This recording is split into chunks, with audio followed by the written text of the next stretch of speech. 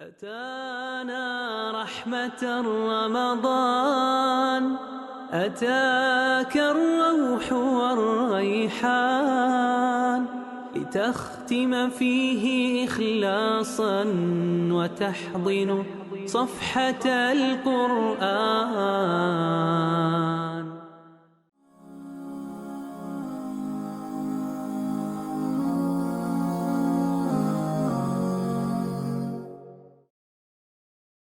Assalamu alaikum wa rahmatullahi wa barakatuh. Welcome to another beautiful day of this beautiful month of Ramadan. And alhamdulillah, may Allah subhanahu wa ta'ala indeed make this month a month full of barakah, full of blessings, full of indeed everything of the best that we need to do. Make of this month, inshallah.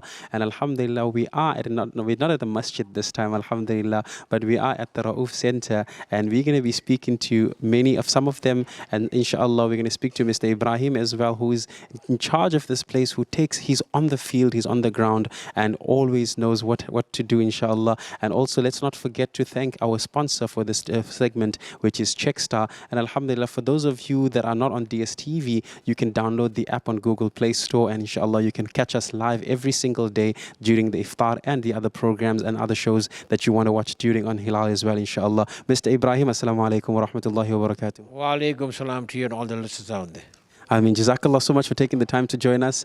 And it's the first time we're coming here. And for those that don't know you and don't know the center, please enlighten us, inshallah. Okay, RAUF has been in operation since 1998 officially, but prior to that we've been running from 96. Basically, we are a rehab organization. We started off in the early days after 1994.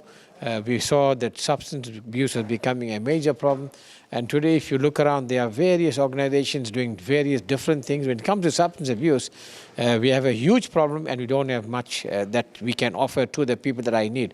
Hence, RAUF was founded in 98 officially, and almost 30 years later, we have support groups throughout the country: Cape Town, Durban, Johannesburg. We link up with FTAR in PE, and we have 3 inpatient facilities. 1 halfway house is where we are talking from now, and 2 shelters, 1 a female and 1 a male shelter.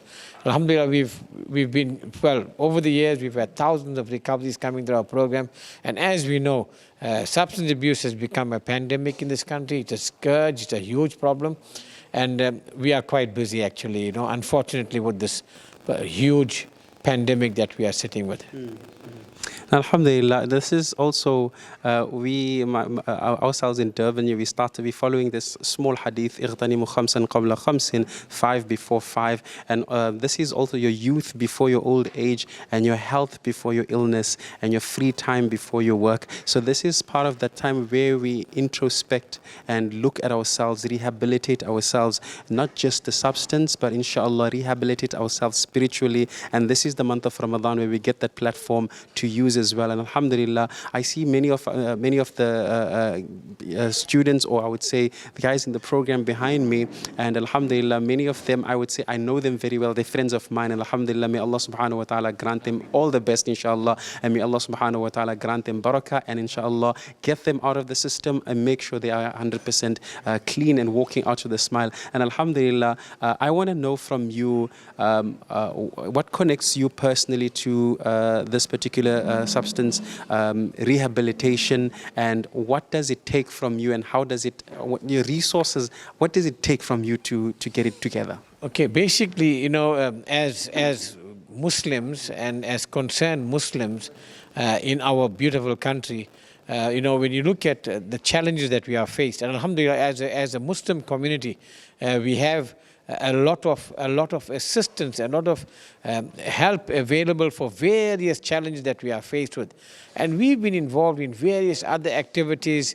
We got involved in various Muslim, as far as social welfare programs throughout the different various organizations. And we found that there were many organizations doing different things.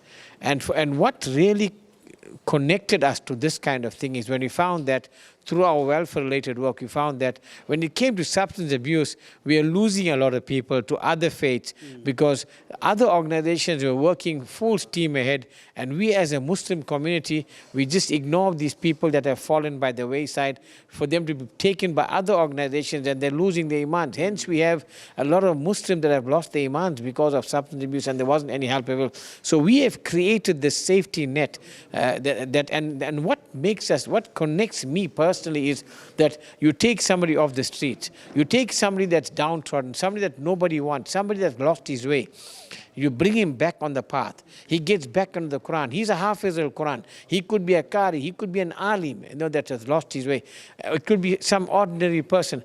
You bring him back onto the path of Allah, and you find that this person has now become a good contributing member.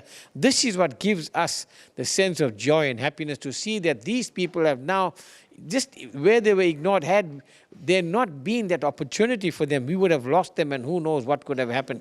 So that's what connects me personally with this kind of work. And of course, to see that families, parents coming and crying, and if you got money, there's too many rehab facilities that will help you.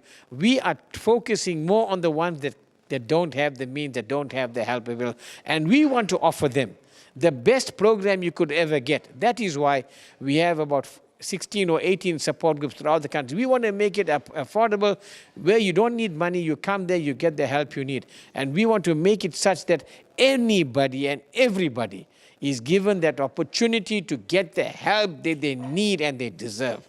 And of course, that is what makes us unique and different. As far as funding is concerned, the month of Ramadan, personally, I don't go out on the road. 99% of our people cannot afford the payment. It costs us 200 rand a day per person that we are helping. That's 6,000 rand a month. I don't know how we get the means, but somehow Allah provides. And we rely heavily on public funding. Besides that, our recoveries are involved in a feeding scheme where in Durban we feed 50,000 meals average per month. In Cape Town we're feeding an average of 40,000 meals per month. We're cooking in Ottery. So the thing is, besides that, there's a lot of other things happening. Upliftment programs, youth programs. If you come here on a Friday in our support group, you'll find there are many, many programs running simultaneously. And that's what, when it comes to people look at, financial assistance. But what about the emotional, psychological assistance people need? And sometimes it's not a lot that you have to do to see people come right. And we are there with pleasure to uplift those that have fallen and make it such that anybody and everybody gets this opportunity to find himself back to the path of Allah. I mean, Allah accept indeed. Mr. Ibrahim has said so much, and it just sometimes you realize that the passion that comes out of it is not just because it's something that you got to do, it's something that comes from the heart, alhamdulillah. And many of them are hufaz. As we were here earlier on, we were sitting and just listening to some of them recite, absolutely beautiful. If you could hear some of them recite, you would be shocked. I don't know if we can talk to any one of them, inshallah. Just talking about the hufaz, every single year, we have our own hufaz, only our recoveries. Some of our hufaz are reading in other masajid. They've gone back. Some of them have not read the Quran for 5-10 years. Got back into the Quran. They're now performing tarawih at our facility, reading 1.5 para a night. At our shelter, we've got hufaz that they are so fluent into the Quran, it's unreal. So these are people, they're qaris, they are very well-educated people. So we have our own hufaz, and alhamdulillah, many of them got back to the Quran and now performing tarawih at our facility. I've got some of them that if you want to interview them. One is a revert. One came off the streets, is a revert, and alhamdulillah, it's his second tarawih, and second year performing tarawih, second year fasting. I don't know if you want to speak to him, Muhammad Rehan. And the other guy has been, he hasn't fasted for 20 years. It's his first time that he's fasting in 20 years. So I don't know who you want to speak to, Rehan, Muhammad Rehan? No, we can do that, inshallah. Okay, we're just looking at the time as well, inshallah. So it's already time for iftar it's already time for iftar in the Durban area, and inshallah, I'm not sure. Let's look at the exact time there just to be sure we don't go over time. It's already exact time, inshallah. We're going to go, inshallah. The adhan is going to be given just now.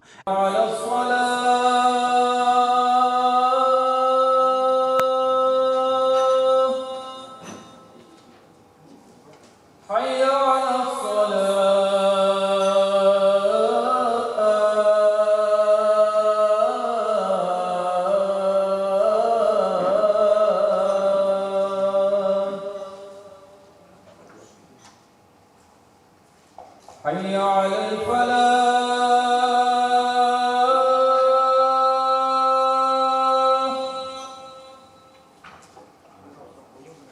حي على الفلاح. الله أكبر.